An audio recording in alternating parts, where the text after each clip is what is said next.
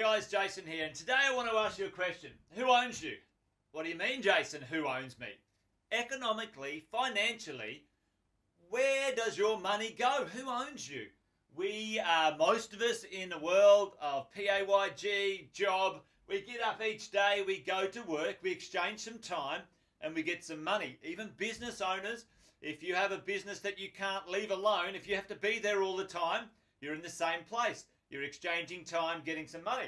But for the PAYG world, for people who are in jobs and careers, this is the process we go through.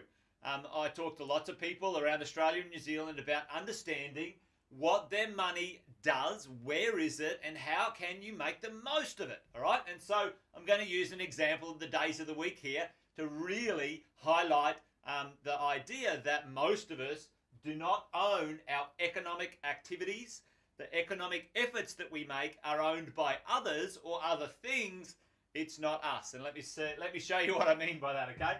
So let's imagine we get up on Monday, we go to work and we exchange some time, we get some money. We got some wonderful dollars in our hands. We get to the end of the day, we go home and say, right, that's it. We're going to put it in our pocket. We're going to put it in our bank account. We're going to put it under the pillow. Is that how it works? And the answer is no, it doesn't. You guys know this. I'm going to use an example of $100,000 today.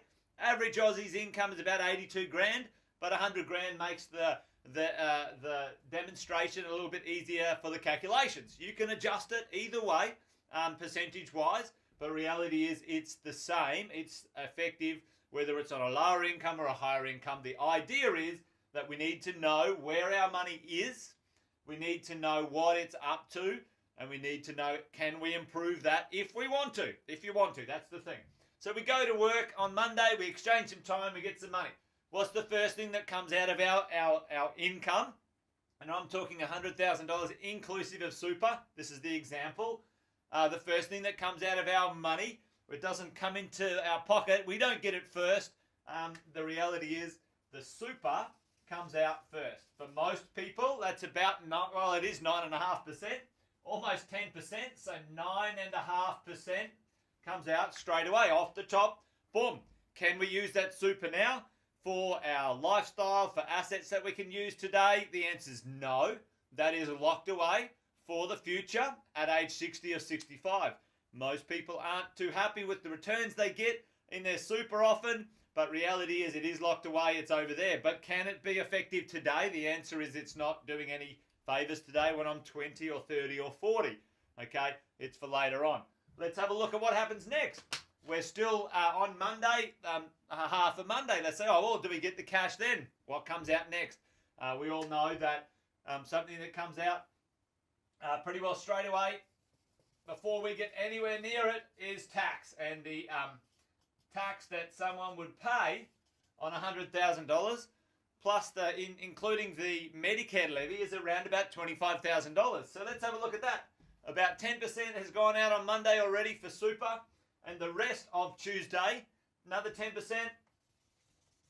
to Tuesday lunchtime, and all the way until afternoon smoko, afternoon tea on Tuesday, the taxes. Almost 35% when you add those up. Almost 35% of our week, our income, our economic efforts, gone. No direct correlation today to our activities where we are going home, bringing home the bacon per se to our family. How does that work? What comes next? Well, we've got to shelter ourselves. It's either rent or mortgages, but let's have a look at a mortgage. Here's some statistics from CoreLogic. Average Aussie anywhere between 24% and 45%, 44 in Sydney. The salary it takes to cover an 80% mortgage on the average in those states. So let's just cut the mustard in the middle and put 35% of our income goes out in a mortgage, okay? Another 5% there, all of Wednesday, half of Thursday. So we haven't even eaten yet. We haven't even had a holiday yet. We haven't even had a beer on Friday because we got to the end of week yet. We haven't sent our kids to school. We haven't clothed ourselves. Nothing has happened yet other than a shelter roof over our head. Taxes and super has gone out. And we get to the lunchtime on Thursday. Unfortunately, the average Aussie has credit cards, car loans, store loans, other bits and pieces. Another 10% of your income, the average Aussie's income, is consumed by consumable debt, or what I would call bad debt. As we stand right here, the whole week all the way to the end of Thursday has left your pocket, and the only thing you've received at this point in time is a roof over your head and maybe a car to drive around in or whatever, a little bit of creature comforts. But the reality is, guys, that money is leaving your pocket, and it isn't going towards assets that are creating an income or some value that you can use in the medium to long-term future. Hang on, Jason, what about my house? Yes, your house is an asset. However, at this point in time, it doesn't create an income and it does not create any tax deductions. And for most people, the house, even though they pay the house off over time, they get to maybe 45 or 50. They're very happy to stay in their house. They don't want to sell it, and they don't have any assets that are producing income. So the house is something what I would call a lazy money or lazy equity, or an opportunity we can take advantage of. I call them financial inefficiencies. How do we fix this? Let's have a look at this, guys. That adds up to almost 80% of your week, your money, your efforts out, and you have to live on 20% for your future. And we wonder why we get to the end of each week and we can't make it work. Let's put that in perspective. That's 4 days out of a week. That's 3 and a bit weeks out of a month. That is 10 months out of a year, 10 months out of a year, and that is 8 years out of a decade. Blow my mind. 8 years, let's say we started today, and in 10 years' time, the last 2 years, we've got some capacity for other things. And mostly that other things are food, clothing, schools, etc., etc. The reality is, guys, for most of us, we've got to learn and understand to make the most of what we have, and we can if we know what we're doing. That's what we've spent the last 20 years helping property investors do.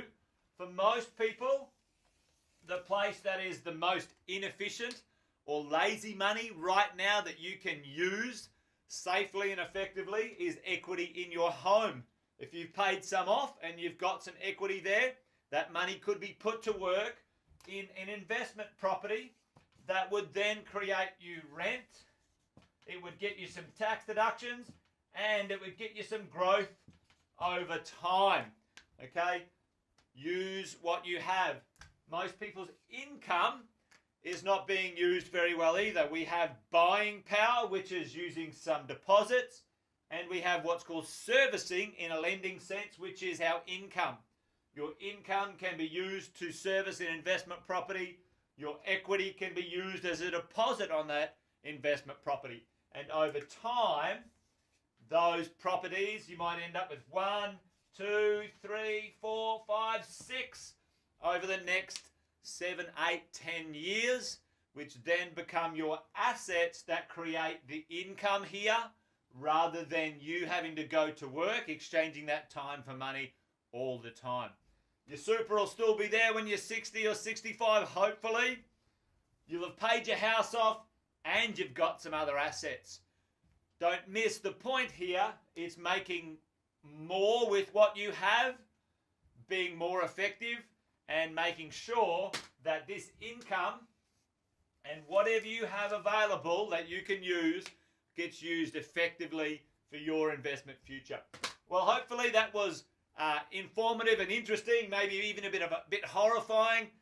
If you want to change that, if you want to improve that, you're in good company. Make sure you get along to one of our property investment nights. We'd love to show you how we do that using property, real estate, and finance to improve your financial situation, good money management, understanding a few very, very simple but powerful things when it comes to managing your financial situation and investing for your future. All right, guys, well, there you go. Come along to one of those nights. Until we see you in person, take care. Bye for now.